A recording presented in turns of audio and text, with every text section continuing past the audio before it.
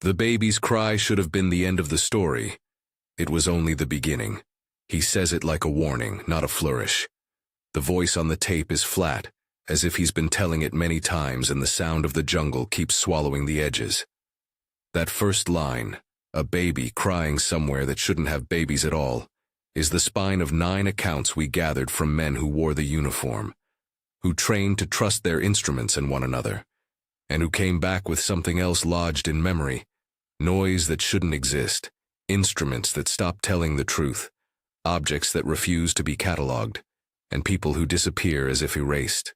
This is Military Nightmares. 9 spine-chilling experiences reported by National Guard soldiers and Special Operations veterans. We will name the witnesses they gave us, the places where these things happened, and the details they insisted on preserving. These are testimonies, sometimes corroborated by fragments of evidence, sometimes only by the weight of a man who keeps the same scar. And where official records are mentioned, we will note the gap between the paperwork and what was reported in the field. If this kind of first-hand account matters to you, subscribe now to follow the full series. There are 9 stories. Each is the testimony of someone who came back and tried to explain to people who had never heard that particular silence before. We begin with the child in the stream. Episode 1, La Condona, Indefinido, Rafael Mendez, Patrol Member, Aldana, El Topo, Sanchez, Cabo Suarez. They were on a routine foot patrol, a small unit threaded through the low, dense growth of the La Condona. The date on Rafael's statement is precise in his memory. The official logs, he says, are vague. They moved slow, boots sinking in damp leaf litter, breath fogging where the canopy opened. Morning was a damp thing that day. The world smelled of wet wood and old iron. The river smelled of rot beneath the current. I hear it now, he says, and his voice narrows. At first it's like a hiccup in the trees, high and wet, a pitch that doesn't belong to any animal we know, like a baby. We all froze because no mothers should be nursing in that pocket of jungle. That sector had been cleared by aerial recon last month. He walks the listener into the moment with the small, steady details soldiers depend on. The compass twitch, the way the radio had been making static for 10 minutes. He remembers the clip of his rifle, the smell of metal and sweat, and, most important, the sound itself. I thought it was a child, Rafael says in the present tense, each clause a pebble dropped into tight water. I thought maybe a farmer's kid had been left behind. It sounded like a baby, and then it stopped, like somebody pinched its throat. They found the child by the stream. Not a child, Rafael insists. Naked, wet, and sitting on a flat stone as if waiting. Its teeth made a sound like someone rattling coins in their mouth. Rafael's description returns to that sound more than any visual detail. Small, sharp, metallic. The thing's eyes didn't seem quite right. Too wide, and the whites were too still. It moved its mouth the way a toy might be wound. Aldana reached for it. He remembers Aldana smiling, stupid and soft the way people get when a baby is near. Then Aldana went quiet. The radios had been whispering before they found the thing. After they picked the infant up, Rafael doesn't say who touched it first. The compass spun like it had been stood on edge. GPS coordinates blinked indefinido on the squad's devices. The map on the tablet recentered itself 30 meters away, and then 200 meters after that. The dogs, they had been tracking a scent line, started barking at nothing, then went silent, staring into the trees with their heads cocked wrong. Aldana disappeared, Rafael says simply. One heartbeat he was there, the next he was gone. Rafael puts it like this: 1 second we were 5, 1 second we were 4.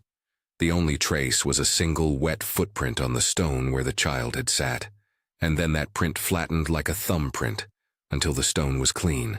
They called for extraction. The radio operator's voice, according to Rafael, came across distant and underwater, then clipped out. The helicopter that answered was unmarked, black, and it hovered without making a predictable downdraft. Its rotor wash was wrong, thin like a hand moving the leaves instead of smashing them. Men who reached for Aldana's place on the line felt only cold. Somebody put the child back on the stone. Somebody else, Raphael doesn't know who, took a small object from the child's mouth.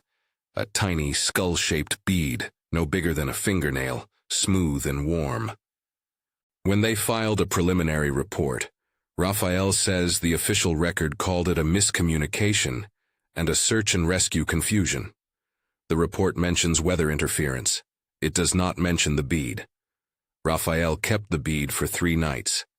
He wrapped it in an old shirt and shoved it into his boot because he couldn't hand it to any supervisor without explanation. On the 3rd night, he woke with his hands clamped hard to his chest, feeling a weight like a child's body. He had dreamt of the sound, the teeth clicking over and over. He laced his boot back on and walked out into the rain and threw the bead into the river. In his afterword, Raphael says his sleep never returned to normal. He wakes often, convinced he hears little teeth clicking on tile. The unit's internal timeline, as Raphael recounts it, shows a note. Equipment interference reported. No casualties. Aldana's name appears only once more, on a roster change, annotated with transferred. Raphael says he was reassigned to a different battalion a week later, but he still knows where the stream is. He marks the place with a stone whenever he passes, he says, as if stones make memory denser. Host: the Lacandona incident is emblematic of the anthology's repeating motifs, sensory anomalies that announce themselves before instruments fail, a small ritual object that persists, and an institutional record that sanitizes and shortens the event. Raphael's account ties a precise auditory image, the metallic click of teeth, to the loss of a teammate and to a physical token that can't be logged without inviting questions. He reports the presence of an unmarked helicopter and the reassignment of a missing soldier's name in official logs as the first hints of an institutional quiet that follows these encounters. Episode 2. Sierra Juarez, Indefinido. Sierra Juarez Patrol. Cabo Vargas, radio operator Iñiguez, dogs Zeus and Alba. The unit went into the Sierra Juarez following human tracks that had been reported by shepherds. They were on a night sweep, moving with standard precautions, and they had with them 2 tracking dogs, Zeus, an older German shepherd, and Alba, a younger female. The woods there are a place that eats sound. At night, the scent trails become thick rivers, and experienced handlers learn to trust the animals in ways that instruments can't substitute. The handler speaks straight and quick. He remembers the sound first. Not crying this time, but a metallic chirp, like a tiny radio trying to tune itself. He remembers Zeus at his heel, then Zeus jerking and slamming away from something invisible, teeth bared at air, fur standing in that horizontal ridge that all handlers dread. The fur line raised like a warning flag. Then Zeus went mad. He ran away, but instead of a true sprint, he moved with jerky, dislocated strides until he crashed into a bush and lay there near still. "We thought it was a trap," the handler says. They check for wire, for poison, for a hunter's snare. The dog sits up with his eyes blank, and then he starts making this sound. Not a bark, but an impression of human whispering through a throat. Alba followed it for a long time. The dog that returned to the handlers later had marks along his flank, as if something had been tied to him. The skin puckered where the hair looked like it had been stitched to a different texture. Then parts of the dog fell away. Not like lacerations, the handler reports, but like 2 skins stitched together that had started to come loose. The veterinary medic called it traumatic avulsion in the preliminary field triage. The handler says that when they shot at whatever moved in the dark, the bullets made a metallic clang as if they had struck something made of ceramic. The thing that attacked the dogs resisted conventional ammunition in a manner not consistent with flesh. The unit's instruments went quiet at the height of the disturbance. Iñiguez, the radio operator, had his headset dislocate into static. His voice comes back in bursts now when he talks, and he remembers only fragments. The frequency, it dropped. Then it came back. A black helicopter landed. Men in unmarked gear walked in and called us by our first names. According to the testimony, the men in black took Zeus and Alba away. Zeus returned 3 days later, spooked and thin. He wouldn't eat. The medics found inside his mouth the same bead Raphael mentioned to us. Small, polished, skull-shaped, smooth as river glass. The bead was not catalogued in the supply logs. It was given off the record to a handler who was later rotated out. Host, Sierra Juarez introduces a recurring and unsettling suspicion. Animals, too, can be used as canvases. The report suggests some entities, whether animal, human, or otherwise, either wear skins or leave skins behind. Handlers reported a mismatch between what their eyes perceived and what their instruments recorded. Bullets produced acoustic anomalies, and unmarked operatives arrived at the scene, spoke to the patrol by name, and removed animals or evidence without standard chain of custody procedures. The handler's testimony links physical artifacts, the small skull bead, to the other episode we just heard, without asserting causation. This pattern of a small, symbolic object reappearing across locations will appear again. Episode 3, Sierra Tamaulipas, Indefinido. Captain Hector Saldaña, Fog, Altar of Bones, The Calling. They were north of a ravine, a place Captain Hector Saldaña calls Tierra Blanca, where the landscape drops like someone cut the world away. The mission was to interdict small criminal cells. Instead, the patrol walked into fog that did not behave like fog. It settled like a sheet, and then it kept breathing. Captain Saldaña's voice is precise, tempered by rank and the habit of speaking to men who need orders. But in the testimony there's the slow tremor that comes with describing a thing that made muscles forget training. We were moving along a ridge, he says. The weather was clear. No humidity, no forecast of fog.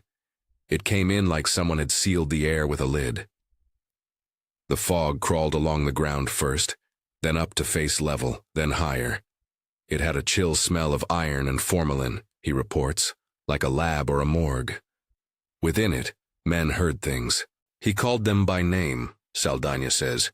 We heard our own names in that fog, voices that used our names the way people use knives. He is careful to differentiate between hearing an indistinct whisper and hearing his own name with the full weight of recognition. Some men followed the calls. They went still and moved out of formation. One corporal began to put his hands in the fog as if gathering offerings. He produced a handful of small bones and pebbles, in a motion none of them recognized. They watched him because he had been their man for years. On a low ledge they found a small altar wedged against a rock. Candles burned down to nubs, bones stacked in a circle, a few polished seeds threaded like beads. The corporal who had gathered the pieces stared for a while, and then, Saldaña says, smiled in a way that didn't reach his eyes. He began to place the objects in pockets. The men argued, the captain insisted they leave nothing and move out. But the corporal left with 3 small items tucked into his belt. At night, he woke and spoke in a voice that was not his. He laughed at things none of them understood. He did not sleep for more than an hour at a time on watch. After 2 days, he stopped answering calls. Saldaña found him half-crouched near the rock the next morning, hands stained dark. He was alive, but he wouldn't say where he'd been. When Saldaña filed the after-action, he says, the incident was reduced to unknown natural phenomenon, stress reaction documented. The candles were listed as remnants of an illegal camp. The corporal's behavior was labeled as acute stress disorder.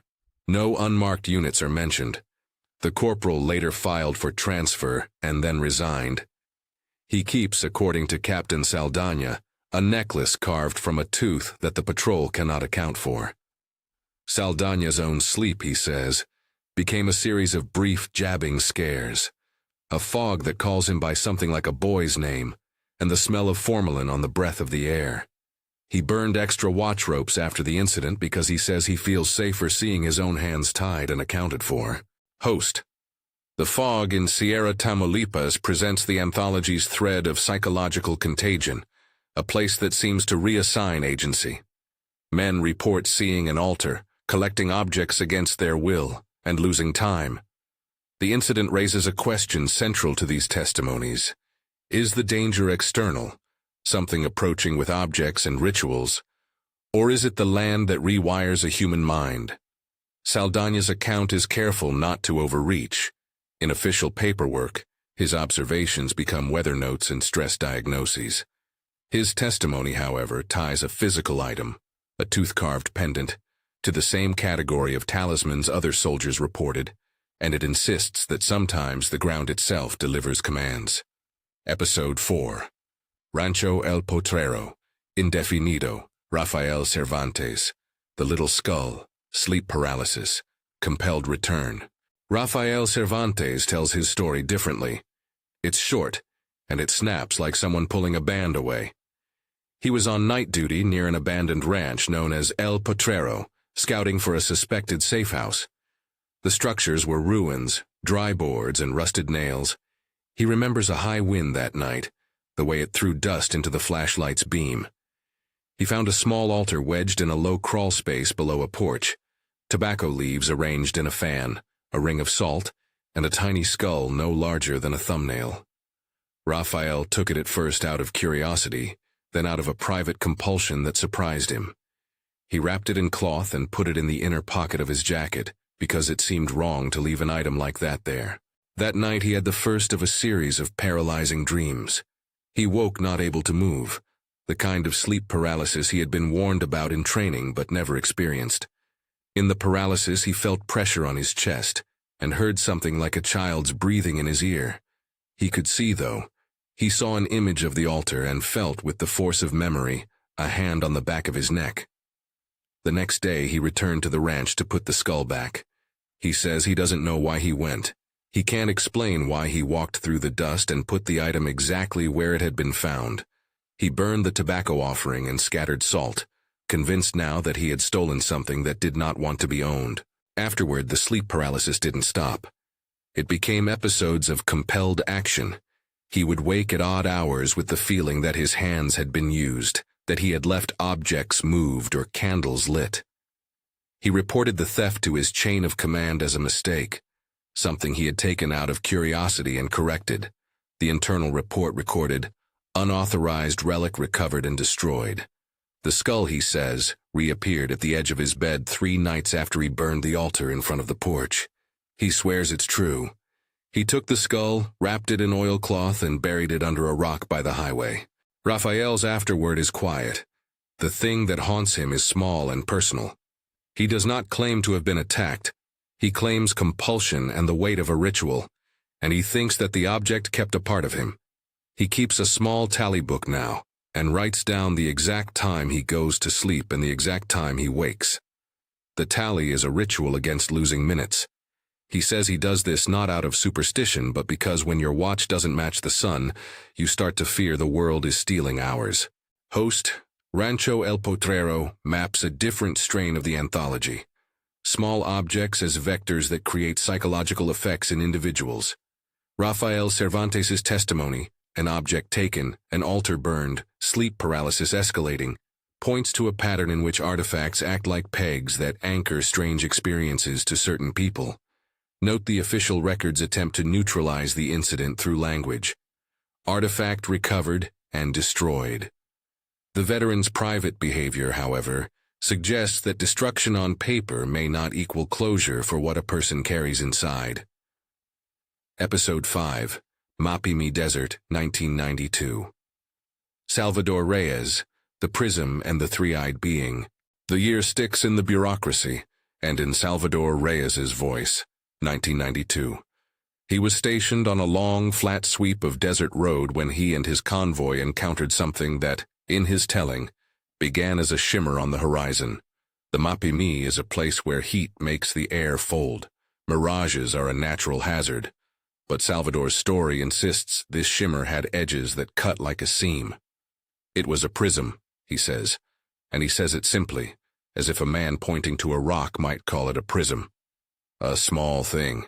It sat on the sand like a tooth, a little metal that didn't reflect light so much as bend it. The prism refused to cast a predictable shadow.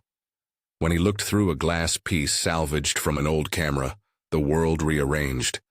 Distant objects aligned into new angles, and in the reflected view, someone else was walking near the prism. Salvador went closer. He found tracks there that were not human.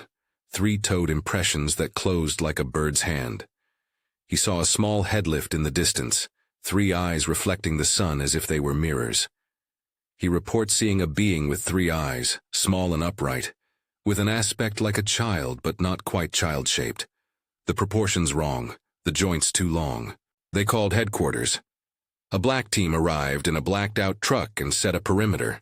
Salvador watched from behind a dune while men in sealed uniforms approached the prism with equipment he could not identify. They opened a case and produced restraining implements and wheeled the prism into the vehicle with gloved hands. One of them took a photograph, which Salvador later says he never saw in any file. They left smears in the sand where the prism had been and put down white markers. A helicopter landed without insignia and took the men and the prism away. The official status, according to the paperwork Salvador later read, was hazardous artifact removed in controlled operation. The field entry said nothing about a 3-eyed being. Salvador's nightmares continued for months. He says he saw reflections of the being in the chrome of cups. At night, his hands would shake when he touched bright surfaces. He tried to track down the photograph he was sure had been taken and received through official channels. A response of no unclassified photographic material available. He was given reassignment and overtime, the soldier's equivalent of distraction. But the night after the operation, his convoy reported instrument interference. Compasses spun, radios dropped for a minute, watches lagged by 30 seconds for no discernible reason. Host. Mapimi's prism and 3-eyed being bear the hallmarks we described at the outset. A small metallic object that alters perception, a non-human presence that behaves like a child in scale but diverges in physiology, and a black-clad removal team whose presence is acknowledged administratively, while key sensory details disappear from official logs. Salvador's insistence on a photograph that does not exist in the catalog is a recurring note in these accounts. Evidence may be seen and yet vanish from institutional memory. At this point in our sequence, the anthology's pattern becomes clearer. Sensory anomalies, the click of teeth in La Condona, the metallic chirp in Sierra Juarez, the fog that called names in Tamaulipas, the compulsion attached to a skull in El Potrero, and the prism in Mapimi, repeat across geography and unit type. Instruments fail in proximity to certain objects. Animals and people react as if asked to wear new skins. Unmarked teams arrive and take custody of artifacts or even animals. Official reports compress or erase the human detail. Survivors are left with sleep disturbances, compulsions, and physical tokens that they feel obligated to hide, bury, or destroy. But patterns are not explanations. They are prompts for questions. Are these phenomena localized, tied to objects and places, or are they systemic, moving across landscapes and leaving the same set of marks? Who is taking the items, and why do they only sometimes enter the field record?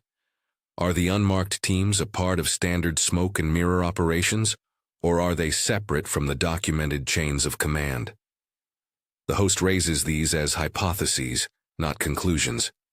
Each survivor frames what happened in the language available to him: fear, habit, training, and sometimes a vocabulary of ritual learned from neighbors or elders. None claims certainty beyond their own sensory bedrock, what they saw, what they heard, what they felt. We will continue to trace this web. The following testimonies press the hand tighter. Creatures that imitate human motion, witness reports of things wearing skins in order to walk among men, and incidents that end with missing pages in the official ledger. The next episode moves east into a canyon where patrols report stacked boots like a child's totem and a creature with a newborn-sized mouth. But before we go on, consider what staying in the field does to perception. Men trained to navigate risk and to trust equipment tell us that when equipment stops being reliable, they fall back on the oldest tools: sight, smell, and the human voice. These veterans describe time and again falling back into ritual in order to cope, tying knots, leaving stones, burning watch ropes. Ritual is not just superstition. For them, it becomes method, a way to count time and to pull memory out of the place where the phenomenon would otherwise fold it into silence. Episode 6. Garganta del Silencio, Indefinido Unit Patrols. Stacked boots, newborn mouth creature, 1 loss. They called it the Gorge of Silence because when you stood on the lip and listened, the world closed its mouth. Local shepherds avoided it. The first patrols reported something small and sharp, a pile of shoes stacked like offerings, lined along a low cairn near the trail. Each pair faced outwards, toes turned toward the canopy. Men joked about a prank. Then other patrols found the same arrangement deeper in the ravine. Military boots, civilian sandals, a child's leather slipper. The pile looked right in scale and wrong in intent. The survivor who told us his story, a corporal who prefers not to be named for security reasons, remembers the sound that started everything, a wet, sucking noise, like the sound a newborn would make while nursing, only it came from a throat far too old. The creature that took their man, he says, had a mouth the size of an infant's, and it opened against a face field of wrong joints and stretched skin. The creature did not scream. It made a rhythmic noise like someone slipping beads across a table. One man walked into the gorge and never came out. Search parties found nothing, only a single boot placed atop the highest rock as if in salute. The official paperwork calls it a missing person case with an ongoing ground search. The internal log mentions terrain hazard. Witnesses send more pointed words. The thing moved with a human gait and kept an eye on those who watched. The unit's therapist later recorded increased nightmares across the squad. Flags were raised in personnel files after the man did not return to duty. Host. In Garganta del Silencio, we see a creature that is simultaneously intimate and alien. The mouth, newborn-sized, is a repeated motif of scale inversion, where features suggest infancy but are used by something old. The piles of boots function as ritual residue, a blank language left behind to be read with the wrong lexicon. The unit's loss is processed as a missing person incident in the paper trail, while the men who stood watch keep a different ledger of memory. At this moment, the anthology's threads, objects, altered instruments, animal or human skins, and institutional silence, weave into a denser fabric. But the next episodes push into landscapes where technical artifacts fail spectacularly. Drones falling with odd markings, footprints that do not match any gait, and an old woman whose candles refuse to go out. We will meet those accounts next. The men who tell their stories carry small tokens in their pockets. A pebble, a bead, a burned match.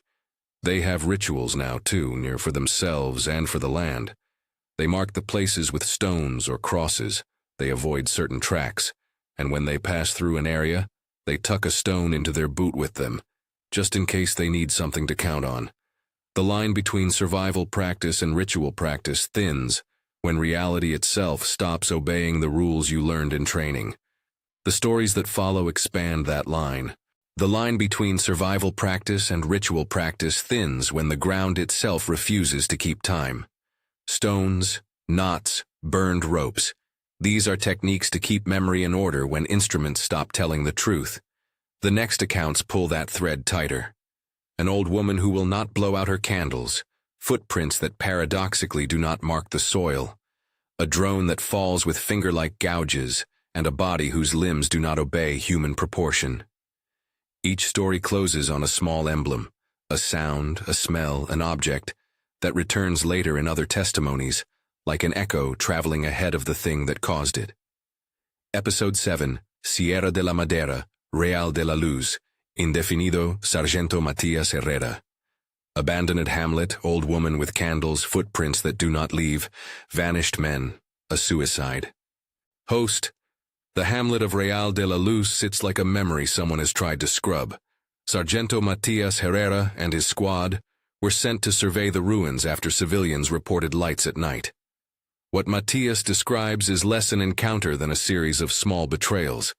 The land that will not accept a footprint, a woman who carries candlelight like a private weather, and men who stop abiding by their own intentions. He speaks in a register shaped by command, clipped exact, but the edges of his sentences betray a soldier who knows the arithmetic of a missing person in a different currency now. Matias. We were 5 when we first pulled up. The place looked empty on the map, nothing but roofless houses and a church that had been stripped of every useful thing. It should have been easy. The villagers had said they saw a woman moving candles at night. They thought she might be trying to keep an illegal camp lit.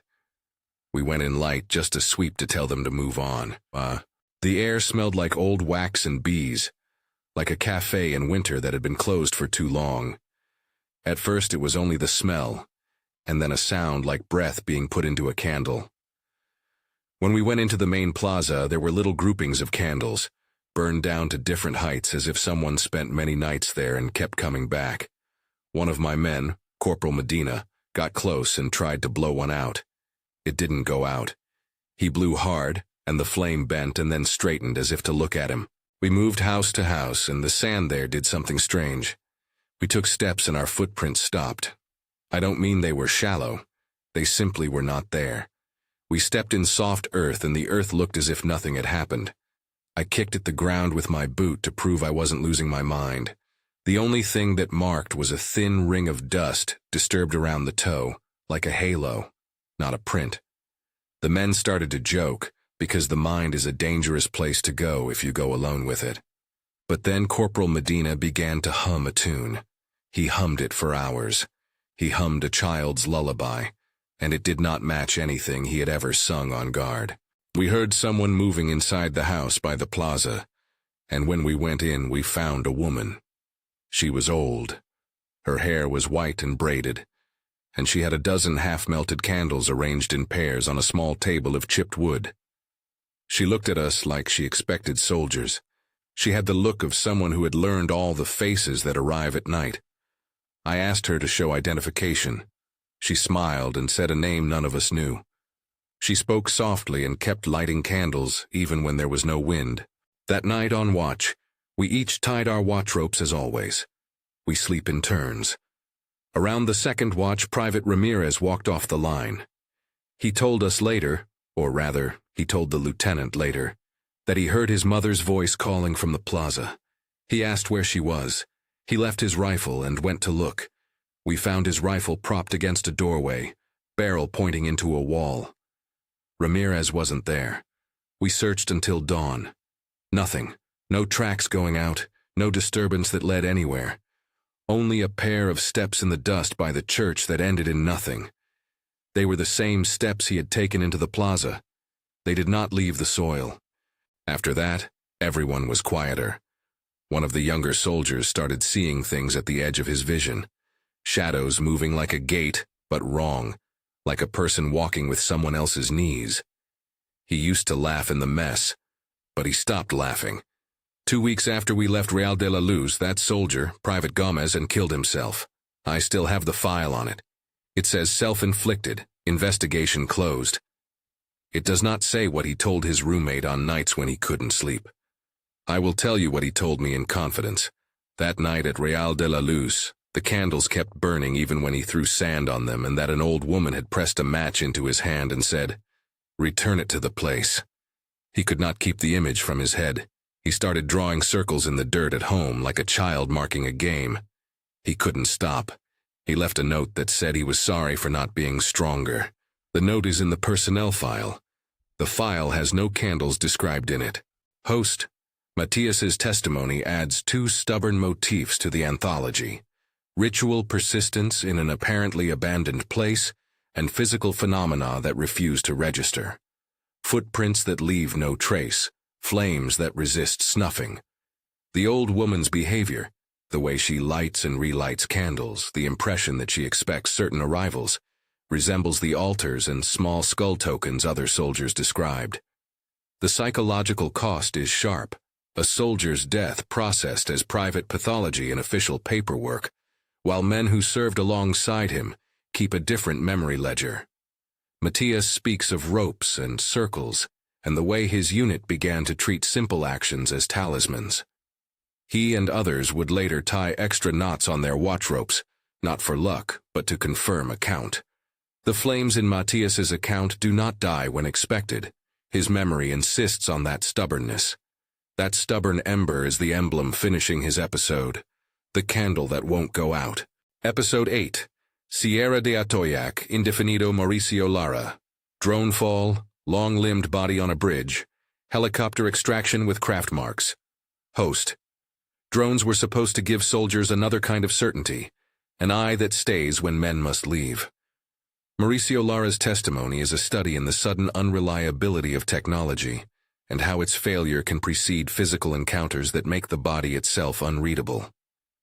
His story begins with a device that should have been routine, a quadcopter flown in to recon a gorge. What follows is a short sequence of sensory ruptures, a whining note that turns into silence, skin that looks stretched like someone had pulled at the corners of a garment, and helicopter blades that leave abrasion marks not consistent with ordinary downdraft. Mauricio. We were mapping the ravine at midday, trying to get a visual on a stretch of road where ambulant groups had been seen. I was controlling the drone from the edge of a bridge. The machine went up, and it went where it should. We had it on screen. It was a cheap feed compared to what they put on TV, but it was sharp enough. Then the feed wavered. The picture rolled, the pixels buckled, and in the middle of the image there was a ripples-like shimmer, as if heat had taken over the lens. The audio went thin. All the sound that had been in the speakers compressed into a high whine, like a bee trapped in a jar. I told the operator to bring it home, and he lost signal. The drone went down hard, hitting the ground beyond the bridge with a sound like sheet metal folding. We started back on foot to recover it. The wind smelled different down there, like iron and wet cloth. We crossed a narrow bridge, and below us was a body. It wasn't a body like we've learned to identify. The arms were too long. The joints had angles that were not right. The hands had too many knuckles, and the fingers looked like the end of twigs, tapered and long. The face was turned away.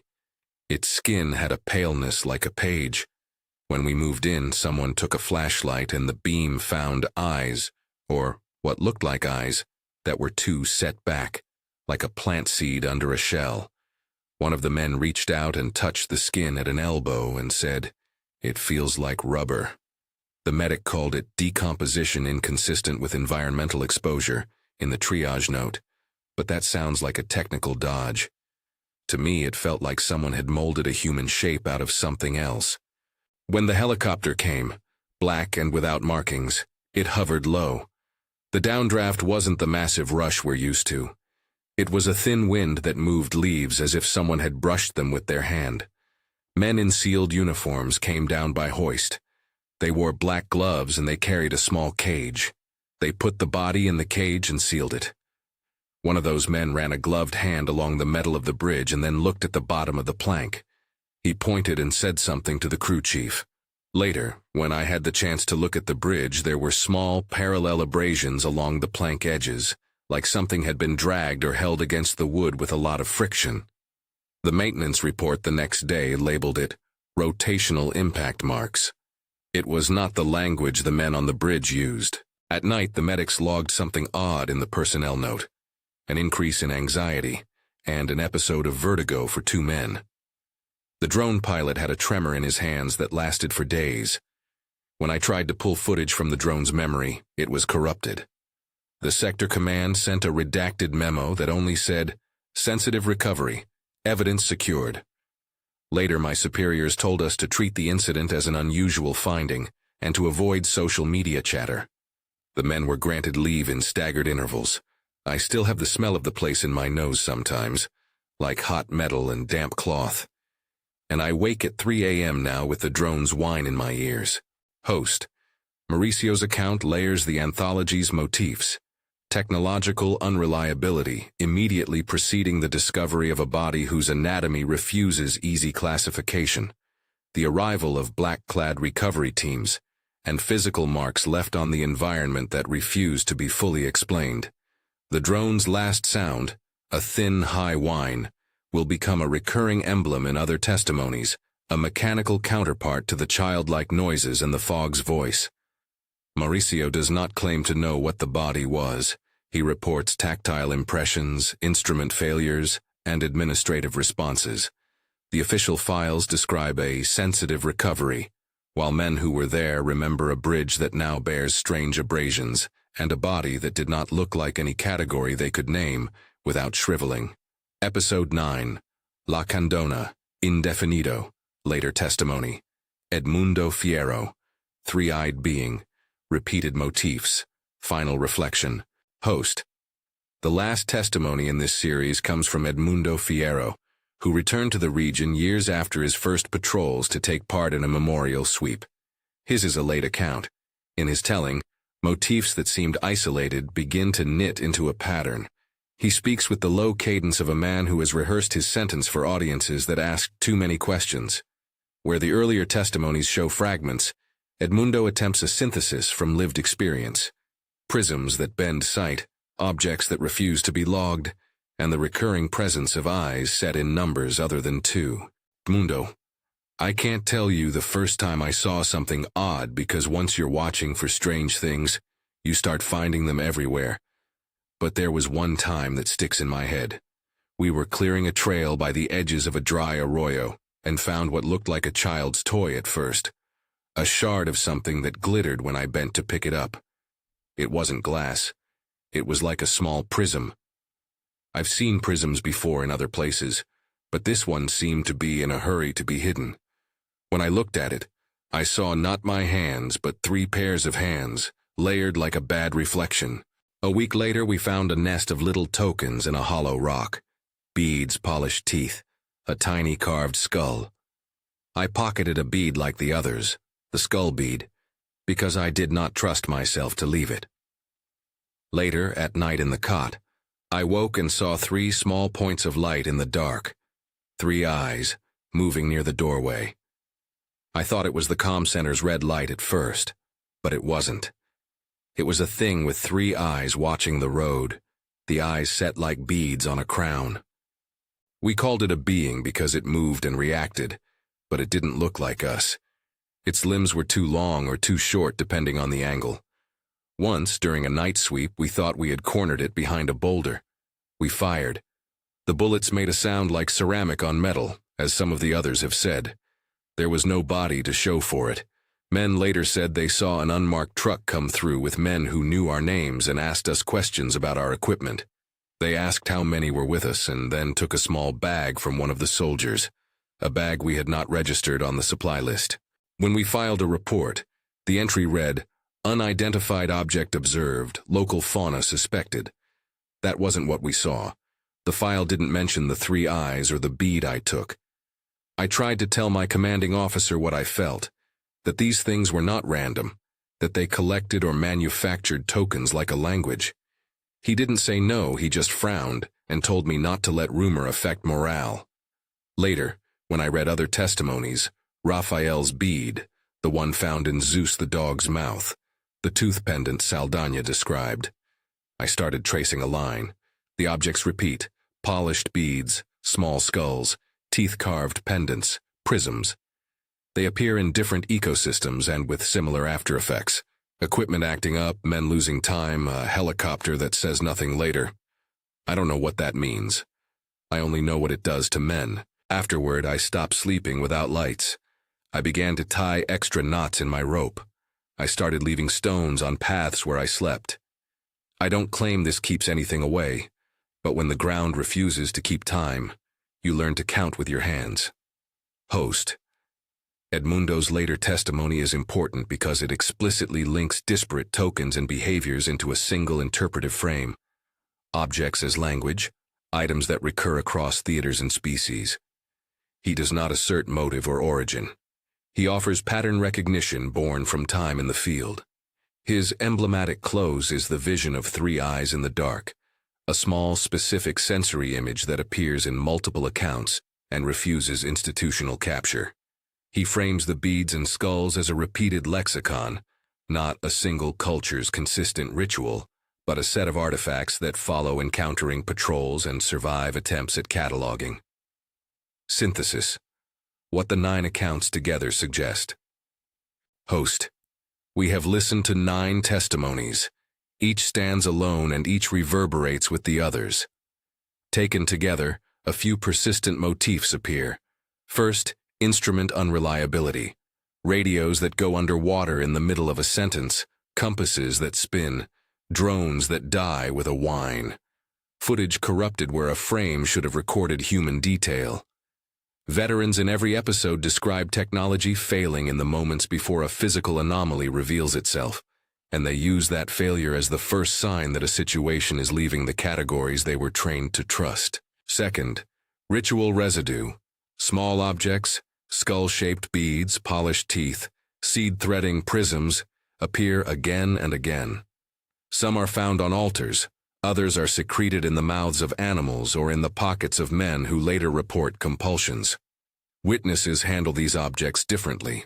Some bury them, some burn them, some keep them in a pocket for nights until the dream compulsion wears them down. Official reports sometimes note artifacts recovered, but rarely describe them in a way that matches witness detail. Third, the wearing or reusing of skins. Dogs whose pelts look grafted, creatures moving with a human-like gait but wrong proportionality, men who find masks or skull beads embedded in animal mouths. These observations suggest something that mimics or adopts the appearance of flesh to cross thresholds. Fourth, the presence of unmarked teams and administrative smoothing.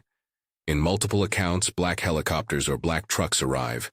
Men in unmarked gear move through scenes, sometimes addressing soldiers by first name. Evidence is taken or declared sensitive. Where soldiers remember specifics, photographs, beads, bodies, the public or unclassified record is often terse and neutral, weather, miscommunication, or retrieval of unidentified object. Fifth, the human cost, insomnia, ritualized behaviors, transfers and resignations, and in at least one case a suicide. These are not rhetorical devices for the survivors. They are material consequences. Men speak of counting knots, leaving stones on the road, and how the simple act of writing down the time they sleep becomes a defense against lost minutes. These motifs do not form a coherent explanation. They are a set of repeatable features that merit attention for what they imply.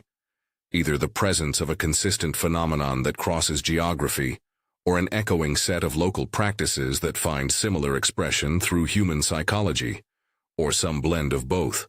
The testimonies do not converge on a single causality. They converge on a set of recurring sensory and institutional anomalies. Speculative possibilities, framed as hypotheses, not conclusions. Host. For listeners seeking answers, the testimonies invite several tentative hypotheses. I will state them plainly and carefully. 1. Natural phenomena misperceived. Some anomalies could have environmental explanations. Rare echoes, optical refraction in deserts, gases causing disorientation. Training teaches soldiers to rule these out first. Witnesses in our series did not dismiss natural causes. Many explicitly checked for them and documented their absence. 2. Psychological contagion and shared stress responses. Groups in the field can develop shared narratives to explain ambiguous stimuli. Memory is social, and ritual can be a stabilizing mechanism. Several testimonies include men who returned to civilian life and displayed persistent symptoms consistent with post-traumatic stress. 3. Covert operations or classified interventions.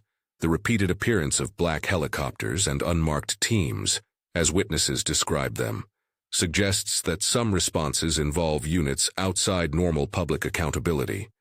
Survivors report removal of items and animals, and subsequent sanitized reports. If true, these would explain why physical evidence appears in the field and then disappears from public files. 4. Anomalous phenomena as a category. The testimonies document experiences that do not map cleanly onto the above categories. Objects that bend light in repeatable ways, bodies with anatomies inconsistent with known species, and repeated tokens across unrelated locations could be seen as evidence of a phenomenon not yet captured by existing taxonomies. None of these hypotheses is offered as proof. The ethical frame of these testimonies is that the people speaking deserve their experiences reported accurately and their names handled with care.